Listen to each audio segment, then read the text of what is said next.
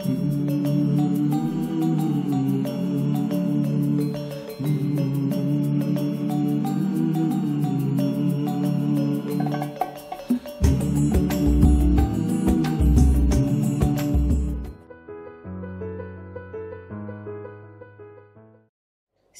Ustazah Umuhani binti Jalil, guru pelajaran fiqah bagi darjah 2 sepanjang minggu PKP ini. Assalamualaikum warahmatullahi wabarakatuh. Ustazah harap anak-anak semua dalam keadaan sihat hendaknya. Stay at home and stay safe, okay?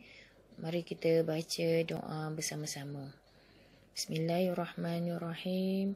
Allahumma aftah alaina hikmataka wa anshur alaina min khazaini rahmatika ya arhamar rahimin. Okey, hari ini kita nak belajar tajuk najis, pengertian najis, contoh najis dan bahagian najis. Ustazah nak semua buka muka surat 2. Pengertian najis ialah sesuatu benda kotor yang menyebabkan tidak sah ibadah seperti solat dan tawaf. Pengertian najis ialah sesuatu benda kotor yang menyebabkan tidak sah ibadah seperti solat dan tawaf. Jika kita nak solat atau tawaf, pastikan pakaian, badan dan tempat itu hendaklah bersih dan suci. Jika badan kita berpeluh sebab bermain bola, adakah boleh solat? Mestilah boleh sebab peluh itu bukanlah najis. Ustazah ulang balik, peluh itu bukanlah najis. Okey, Ustazah nak kamu tengok pokok. Gambar pokok di situ, contoh najis. Okey, Ustazah nak kamu kira ada berapa contoh najis kat situ? 1, 2, 3, 4, 5, 6, 7, 8, 9. Ada contoh najis, ada 9 di situ. Okey, Ustazah nak kamu perhatikan betul-betul. Ada 9 semuanya contoh najis. Okey, tengok yang pertama. Lihat yang pertama adalah, okey, kita tengok contoh najis yang pertama. Muntah. Mim waw nun muntahatah. Muntah. Okey, kita tengok najis yang kedua. Tahi. Ta alif ta, ha ya hi. Tahi. Okey, tu contoh najis yang ketiga. Darah. Dal alif da, roharah. Darah. Contoh najis yang keempat. Nanah. Nun alif na, nun hanah. Nanah. Okey, contoh najis yang kelima. Air kencing. Air kencing. Alif a, hamzah ya ro'ir. Air. Kaf nun kan. Caya ngacing. Kencing. Air kencing. Contoh najis yang kelima. Air kencing. Okey, kita tengok contoh yang keenam. Najis yang keenam. Babi. Ba alif ba. Bayabi. Babi. Okey, kita tengok contoh najis yang ketujuh. Anjing. Alif nun an. Jim ya ngajing. Anjing. Contoh yang najis yang ketujuh adalah anjing. Okey, kita tengok contoh najis yang ke-8. Bangkai haiwan. Banga bang. Kaf alif ya kai. Bangkai. Haiwan haya hai. Waw alif nun wan. Haiwan. Bangkai haiwan. Najis yang ke-8. Contoh najis yang ke-8 adalah bangkai haiwan. Okey, kita tengok pula Contoh najis yang ke-9 iaitu ara. Alif a, ra, qaf ra. Ara. Okey. Itulah tadi ke-9 contoh najis. Muntah, tahi, darah, nanah, air kencing, babi, anjing, bangkai haiwan, arak. Itu adalah semuanya adalah contoh najis. Okey, Sazana tengok muka surat 3. Boleh buka muka surat 3. Bahagian najis. Bahagian najis ada 3 bahagian. Ingat ya, bahagian najis ada 3 bahagian. Bahagian najis yang pertama ialah mukhaffafah. Najis mukhaffafah iaitu najis ringan. Bahagian yang kedua, najis mutawassithah. Bahagian kedua, najis mutawassithah iaitu najis pertengahan. Bahagian najis yang ketiga, mughallazah. Najis mughallazah iaitu najis berat. Kita ulang balik. Bahagian najis ada 3. Yang pertama, najis mukhaffafah.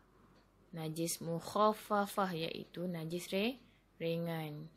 Yang kedua, najis mutawassithah iaitu pertengahan. Yang ketiga, najis mughallazah iaitu najis berat. Okey, kita tengok muka surat yang keempat.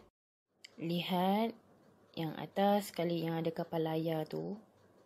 Pengertian najis mukhaffafah. Pengertian najis mukhaffafah ialah air kencing kanak-kanak lelaki yang berumur kurang daripada 2 tahun yang hanya minum susu ibunya sahaja.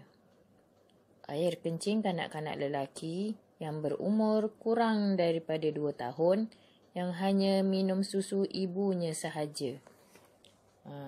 Kalau baby tu tidak makan selain daripada susu ibunya, najisnya itu dikira najis mukhaffafah. Okey, kita tengok cara menyucikan najis mukhaffafah. Cara yang pertama, kenal pasti najis itu adalah najis mukhaffafah. Yang kedua, hilangkan najis mukhaffafah sehingga kering. Hilangkan najis mukhaffafah sehingga kering. Lap bagi betul-betul kering. Yang ketiga, renjis dengan air mutlak. Renjis dengan air mutlak. Okey, kita lihat muka surat 5. Pengertian najis mutawassithah. Okey, lihat sama-sama dekat gambar kapal layar tu. Najis mutawassithah ialah najis selain daripada najis mukhaffafah dan najis mughallazah. Pengertian najis mutawassithah ialah najis selain daripada najis mukhaffafah dan najis mughallazah. Okey, pastikan pakaian, badan dan tempat kita tidak terkena najis mutawassithah. Sekiranya terkena najis tersebut, hendaklah dicuci terlebih dahulu. Okey, apa dia contoh-contoh najis mutawassithah? Tengok yang di bahagian bawah. Contoh najis mutawassithah ialah ada berapa semuanya? 1, 2, 3, 4, 5, 6, 7. Ada 7 contoh najis mutawassithah. Okey, kita tengok contoh yang pertama ialah darah. Contoh yang pertama adalah darah. Dal alif da, ra harah. Darah. Okey, kita tengok contoh yang kedua. Air kencing. Alif hamzah ya ra air, kaf nun kan, ca ya ngacing, kencing. Air kencing. Okey, kita tengok contoh yang ketiga. Bangkai haiwan. Bang, kaf alif ya kai, bangkai, ha ya hai, waw alif nun wan, haiwan, bangkai haiwan. Kita tengok contoh yang keempat. Muntah. Mim waw nun mun, tahatah, muntah. Contoh najis mutawassithah yang kelima ialah arak. Alif ra qaf ra. Arak. Kita tengok contoh najis mutawassithah yang keenam. Tahi. Ta alif ta, ha ya hi. Tahi.